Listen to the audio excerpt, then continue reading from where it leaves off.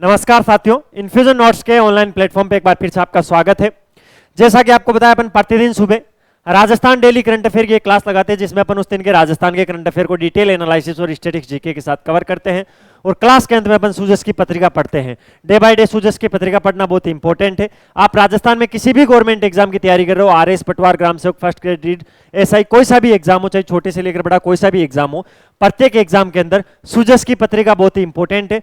प्रत्येक क्लास के शुरू में मैं आपको बताता हूं, बेटा सूजस की पत्रिका पढ़ने में बिल्कुल लापरवाही नहीं बरतनी है, क्योंकि सूजस की पत्रिका में से अच्छे खासे क्वेश्चन पूछे जाते हैं। इसलिए अपन प्रतिदिन सूजस की पत्रिका भी पढ़ेंगे। इस क्लास की पीडीएफ बहुत ही इंपॉर्टेंट है। क्लास की पीडीएफ कहां पर मिलेगी, इस वीडियो के अंत में मैं आपको पूरी डिटेल जानकारी दे दूंगा कि आपको इस क्लास की पीडीएफ प्रतिदिन कहां से फ्री में लेनी है। चलिए आज की क्लास को शुरू करते हैं।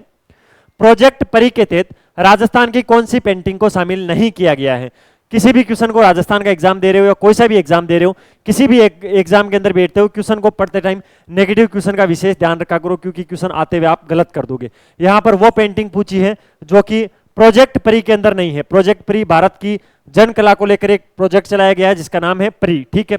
इसके अंदर इस क्वेश्चन को करने के लिए आपके पास दो जानकारियां होनी चाहिए, दो तथ्य होने चाहिए।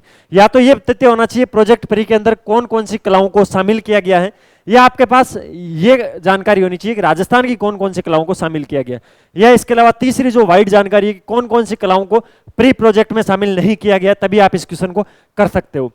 प्री प्रोजेक्ट के अंदर राजस्थान की 3 योजनाओं को शामिल किया गया है। कितनी? राजस्थान की 3 योजनाओं को शामिल किया गया है। एक तो फड़ पेंटिंग को, राजस्थान की फड़ पेंटिंग को शामिल किया गया है, ठीक है। फड़ क्या होता है? देवताओं के कपड़ों के ऊपर जो चित्रण बनाते हैं उसको फड़ पेंटिंग बोलते हैं। पिछवाई पेंटिंग, कृष्ण की बाल रूप की जो पेंटिंग होती है राजसमंद के अंदर, पिछवाई पेंटिंग। एक बनी ठनी पेंटिंग, ठीक है, जिसको राजस्थान की मोनालिसा बोलते हैं, किशनगढ़ के अंदर है, ठीक है, मोर ध्वज ने बनाई थी। तो बनी ठनी पेंटिंग भी राजस्थान की। इन तीनों को प्रोजेक्ट परी के अंदर शामिल किया गया है। जबकि ये जो पेंटिंग है थंका पेंटिंग, ये लद्दाख की पेंटिंग है और इसको राजस्थान की नहीं है तो इसको शामिल नहीं किया गया है, ठीक है। ऐसा नहीं है राजस्थान की नहीं है इसलिए शामिल नहीं किया गया, ये राजस्थान की है ही नहीं, तो क्वेश्चन के अंदर यही पूछा राजस्थान की कौन सी पेंटिंग्स को शामिल किया गया है, ठीक है। तो फड़ पेंटिंग, पिछवाई पेंटिंग और बनी ठनी को शामिल किया गया, जबकि थंगगा पेंटिंग को शामिल नहीं किया गया। इसलिए ऑप्शन नंबर 3 इस क्वेश्चन के परिप्रेक्ष्य में राइट ऑप्शन चला जाएगा, ठीक है। अब अपन थोड़ा प्रोजेक्ट परी को लेकर कुछ चर्चाएं कर लेते हैं, ठीक है। प्रोजेक्ट परी का मुख्य उद्देश्य क्या है? तो भारत की कलात्मक विरासत, विशेष रूप से जो लोक कला और जो लोक संस्कृति है, उससे प्रेरित होकर जो आधुनिक विषय है और आधुनिक जो तकनीक है, इन दोनों को सम्मिलित करके सार्वजनिक कला को सामने लाना, ठीक है। सबसे पहले इस चीज को वापस मैं आपको बिल्कुल एकदम देसी भाषा में समझा देता हूं। भारत की जो पुरानी पेंटिंग्स हैं, जो पुरानी कलाएं हैं, जो पुरानी लोक कलाएं हैं, लोक संस्कृति है, उनसे प्रेरित हुए पहले हम, और उसके बाद जो अभी वर्तमान के जो आधुनिक विषय हैं, मॉडर्न जो सब्जेक्ट्स हैं, ठीक है, उसके साथ में जो मॉडर्न टेक्नोलॉजी है, मॉडर्न सब्जेक्ट के साथ मॉडर्न टेक्नोलॉजी को शामिल करके सार्वजनिक कला को उत्पन्न करना या सार्वजनिक कला को सामने लाने के लिए प्रोजेक्ट परी को चलाया गया है। कौन चला रहा है? भारत का सांस्कृतिक मंत्रालय चला रहा है। सांस्कृतिक मंत्रालय है भारत का, ये इसको चला रहा है प्रोजेक्ट परी को, ठीक है। अभी एक नई दिल्ली के अंदर विश्व धरोहर समिति की बैठक हुई थी। विश्व धरोहर समिति का 46वां सत्र हुआ था। कौन सा? 46। 46वां सत्र हुआ था। किसका हुआ था? विश्व धरोहर समिति का। उसके अंदर इस प्रोजेक्ट को चालू किया गया था सांस्कृतिक मंत्रालय के द्वारा, ठीक है। इसके अंदर देश के 150 से अधिक, कितने? 150, 150 से अधिक जो पेंटर्स हैं, कलाकार हैं, उनसे विभिन्न दीवारों पर अलग अलग भित्ति चित्र तैयार करवाए जाएंगे, ठीक है। जिसके अंदर इस परियोजना के अंदर राजस्थान की 3 पेंटिंग्स, बनी ठनी, पिछवाई और फड़ पेंटिंग को शामिल किया गया है। पूरे मैटर को मैंने डिटेल में समझा दिया है, इससे बाहर क्वेश्चन नहीं जाएगा, चाहे आप आरएस का मेंस भी दे देना, ठीक है। तो प्रत्येक क्वेश्चन को, करंट अफेयर के क्वेश्चन को पढ़ते टाइम आपकी अप्रोच यही रहनी चाहिए कि मैं जिस भी एग्जाम की तैयारी कर रहा हूं उसमें किसी भी लेवल का क्वेश्चन पूछा जा सकता है। और मैं ऐसा बोल नहीं रहा हूं पूछा जा सकता है, बिल्कुल पूछे गए हैं। पुराने आप पेपर्स देखिए, उसमें करंट अफेयर के क्वेश्चंस के लेवल देखिए आप, तब आपको पता लगेगा, ठीक है। पढ़ लो तो लेवल सबके निकलेंगे वरना किसी के नहीं निकलेंगे, ठीक है।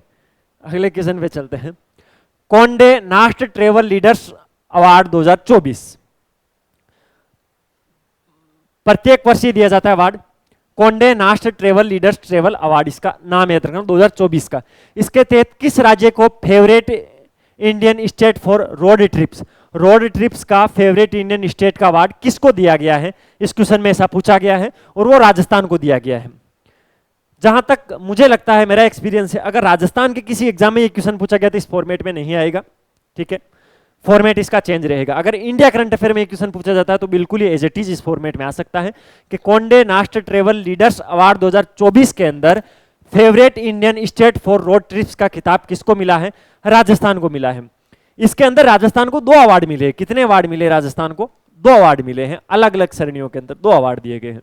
एक तो favourite Indian state for road trips का अवार्ड तो मिला ही है, इसके साथ favourite leisure destination in India, favourite leisure destination in India और favourite Indian state for road trips, ये 2 प्रमुख अवार्ड मिले हैं पर्यटन के क्षेत्र के अंदर Conde Nast travel leaders travel award 2024 के अंदर, ठीक है। इसके अलावा एक अवार्ड बहुत इंपॉर्टेंट है जिसके अंदर राजस्थान दूसरे नंबर पे रहा था, राजस्थान का जिला उदयपुर, जिसको झीलों की नगरी बोला जाता है उदयपुर को। उदयपुर को अवार्ड कौन सा मिला है? Favourite leisure destination in India. Favourite leisure destination in India के अंदर रनर अप रहा है, सेकंड रैंक पे रहा है उदयपुर। लिख देता हूं, फिर बोलोगे सर आपने बोला था प्रथम स्थान, नहीं भाई सेकंड स्थान लिख दिया मैंने, ठीक है, सेकंड रैंक मिली है। अब कुछ आंकड़े बताता हूं जो एग्जाम में पूछे जा सकते हैं भाई, इनको आपको याद करना है। अभी नवंबर चल रहा है तो जनवरी से लेकर अक्टूबर के डाटा का विश्लेषण किया गया और एक रिपोर्ट सामने है। रिपोर्ट क्या है? वर्तमान के अंदर 2024 में, जनवरी 2024 से लेकर अक्टूबर 2024 तक राजस्थान में टोटल 1.68 करोड़ घरेलू पर्यटक आए हैं। ये कैसे हैं? ये भारत के ही हैं, भारत के तो अपने घर के हैं, तो घरेलू कितने? 1.68 करोड़। इसके अलावा 8.75 लाख यानी 8,75,000 पर्यटक विदेशी आए हैं। अभी तक के डाटा बता रहा हूं मैं, ठीक है। इसके अलावा 3 सिटीज इंपॉर्टेंट है भाई। ये तो मैंने राजस्थान के आंकड़े बता दिए कि भाई 1.68 लाख घरेलू, 8.75 लाख विदेशी पर्यटक है वो राजस्थान के अंदर आए हैं जनवरी 2024 से लेकर अक्टूबर 2024 तक। इसके अलावा सबसे ज्यादा पर्यटक आए हैं जयपुर में इस साल। जयपुर गुलाबी नगरी, राजस्थान की राजधानी जयपुर के अंदर, ठीक है। जयपुर ने भी स्थापना दिवस भी बनाया था। जयपुर के स्थापना दिवस को लेकर कल मैंने आपको एक करंट अफेयर में क्वेश्चन पढ़ाया था। मैं आपसे क्वेश्चन पूछता हूं, राजस्थान ने 2024 के अंदर, जयपुर ने 2024 के अंदर किस क्रम का अपना स्थापना दिवस मनाया है? जल्दी से कमेंट बॉक्स में बताओ, ठीक है। जयपुर के अंदर कितने आए हैं सर? 88.69 लाख, 88,69,000 तो घरेलू आए हैं। ये मैं बात कर रहा हूं जयपुर की, क्योंकि जयपुर में सबसे ज्यादा पर्यटक आए हैं राजस्थान में। 4.13 लाख, 4,13,000 विदेशी पर्यटक जयपुर के अंदर आए हैं। इसमें पुष्कर मेला शामिल नहीं है। पुष्कर मेले के बाद में जो 1 जनवरी को इकोनॉमिक सर्वे आएगा तब मैं आपको और बता दूंगा, ठीक है। इसके अलावा दूसरे स्थान पर रहा है जोधपुर, जिसके अंदर 17.68 लाख घरेलू पर्यटक आए हैं और इसके अलावा 1.33 लाख विदेशी पर्यटक आए हैं। तीसरे स्थान पर रहा है झीलों की नगरी अपनी उदयपुर, जिसमें 61.60 लाख घरेलू पर्यटकों ने वहां पर भ्रमण किया है और 3.28 लाख विदेशी मेहमान आए। इसका मतलब क्या है कि राजस्थान के अंदर विदेशी मेहमानों के मामले में दूसरे नंबर पर है उदयपुर, ऑल ओवर तीसरे नंबर पर है, ठीक है, और ऑल ओवर दूसरे नंबर पर जोधपुर है, क्योंकि जोधपुर के अंदर तो 1.33 लाख विदेशी आए हैं, जबकि उदयपुर में 3.28 लाख विदेशी आए हैं, ठीक है। अगले क्वेश्चन पे चलते हैं। सारे फैक्ट में अब बिल्कुल आपको डिटेल में अपडेटेड फैक्ट पढ़ाऊंगा। अगर आपको वीडियो की क्वालिटी, कंटेंट की क्वालिटी और मेरी मेहनत अच्छी लग रही है तो लाल वाला बटन दबाकर चैनल को सब्सक्राइब जरूर करना, बेल वाला आइकन प्रेस करना, जिससे नए वीडियो की नोटिफिकेशन सबसे पहले आपको मिलेगी। इसके अलावा अच्छे अच्छे कमेंट किया करो, जिससे मुझे मोटिवेशन मिलता है और मैं आपके लिए बहुत ही अच्छा कंटेंट लाता रहूंगा, ठीक है। पिछले 60 दिन से लगातार मैं आपकी क्लास ले रहा हूं, आपको पता होना चाहिए करंट अफेयर की, ठीक है।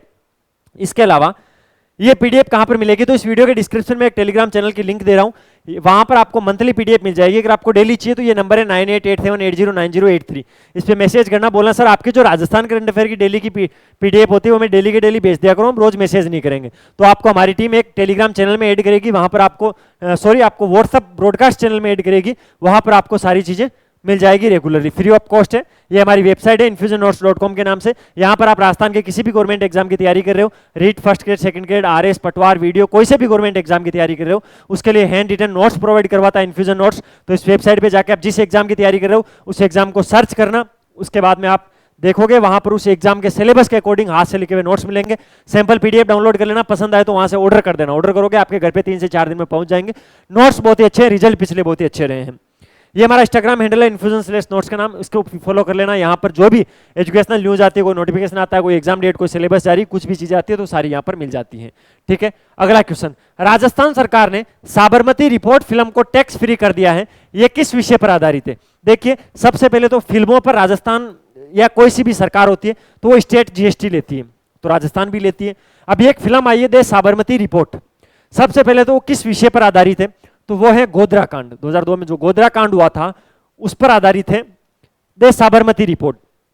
भजनलाल जी शर्मा जी ने कहा है कि भाई जो गोधरा कांड पर जो साबरमती रिपोर्ट फिल्म आई है दे साबरमती रिपोर्ट जिसका पूरा नाम है, उस पर हम टैक्स नहीं लेंगे, राज्य सरकार का टैक्स बिल्कुल फ्री है। क्यों है? गोधरा कांड के दौरान जो भी घटनाएं हुई थी उनको सही से इस फिल्म के अंदर दर्शाया गया है, और उस समय लोगों के दिमाग में जो भी भ्रम पैदा हुई थी, जो भी मिथ्या पैदा हुई थी, उसके प्रचार का खंडन करती है ये मूवी, इसलिए दे साबरमती रिपोर्ट मूवी को बिल्कुल टैक्स फ्री कर दिया गया है। अगला क्वेश्चन, कल इसके बारे में मैंने एक ऊपर सी चीज बताई थी, वो भी अपन ने कहां पर, सूजस के सार में। आज अपन थोड़ी इस पे डिटेल में, वैसे मैंने कल भी डिटेल में बताया था लेकिन इसको क्वेश्चन फॉर्मेट में मैं फ्रेम करके नहीं लाया था, तो आज मैं आपको इसको क्वेश्चन फ्रेम में फिट करके ले आया हूं। राजस्थान सरकार ऊर्जा के क्षेत्र में किस नई नीति को लागू करने जा रही है? इंपॉर्टेंट है भाई, राजस्थान सरकार ऊर्जा के क्षेत्र के अंदर एक नई नीति लागू करने का प्रयास कर रही है। उस नीति का नाम क्या है? तो उसका नाम रखा गया है integrated clean energy policy 2024।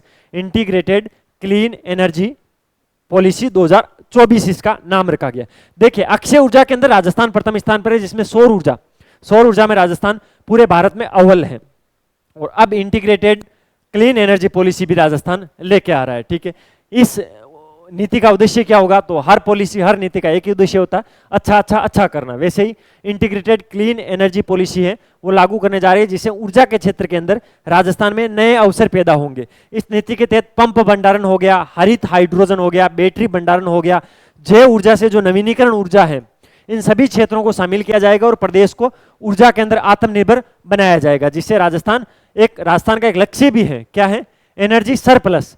Surplus का मतलब होता है भरपूर, तो एनर्जी सरप्लस का मतलब है ऊर्जा में भरपूर बनाना है, ऊर्जा से भरपूर बनाना है राजस्थान से, जिससे क्या होगा? राजस्थान एक तो खुद की आपूर्ति करेगा और देश के अंदर भी अगर ऊर्जा की आवश्यकता होगी तो उसकी सप्लाई करेगा अपना प्यारा राजस्थान। अगले क्वेश्चन पे चलते हैं, जयपुर की अपरा कुंचल किस कार्यक्रम में भारत का प्रतिनिधित्व करने जा रही है?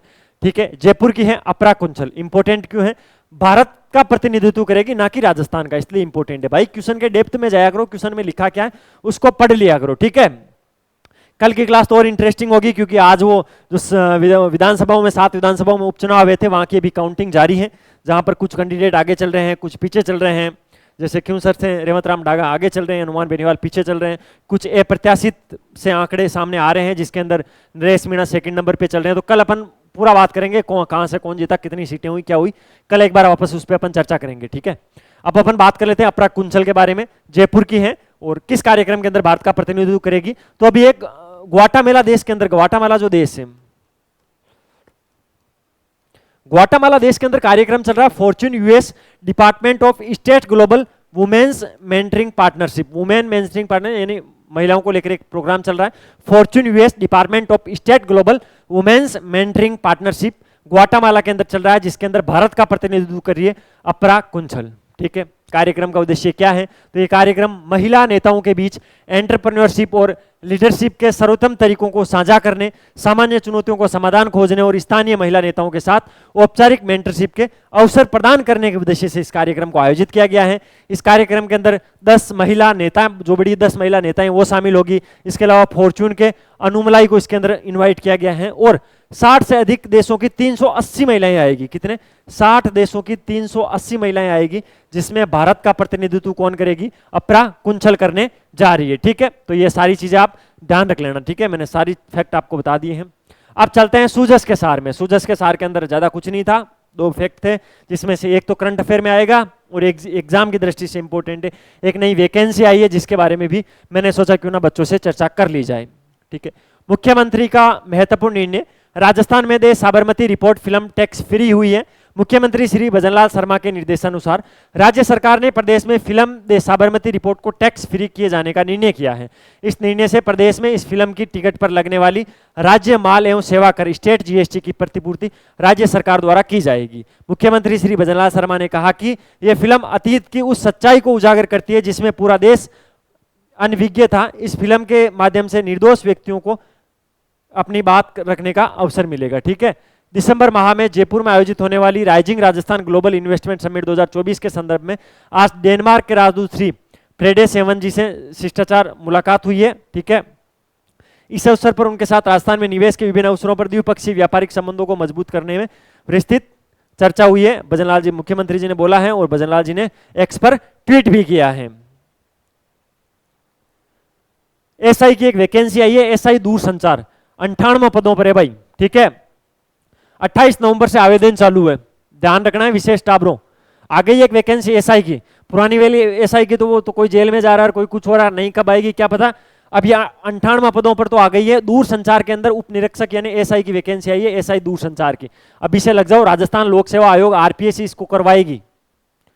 ठीक है, और इसका विज्ञापन भी जारी कर दिया। विज्ञापन आपने देख लिया होगा, नहीं देखा हो तो देख लेना। 28 नवंबर से इसके फॉर्म चालू होंगे। राजस्थान लोक सेवा आयोग द्वारा गृह ग्रुप 1 विभाग में उप निरीक्षक दूरसंचार के कुल 98 पदों पर भर्ती विज्ञापन जारी कर दिया है। शैक्षणिक योग्यता, वर्गवार वर्गीकरण और आवेदन प्रक्रिया एवं अन्य जानकारियां विस्तृत नोटिफिकेशन के अंदर आप देख लेना, वेबसाइट पर उपलब्ध है। आरपीएससी की वेबसाइट पर आप जाके इसको डाउनलोड कर लेना। इन पदों के लिए ऑनलाइन आवेदन 28 नवंबर से 27 दिसंबर 2024 तक किया जा सके।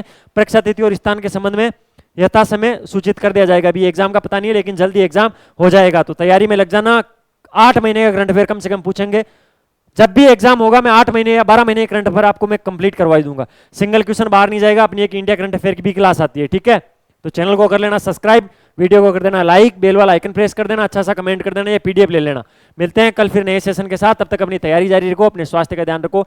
टेक केयर, जय हिंद, बाय बाय।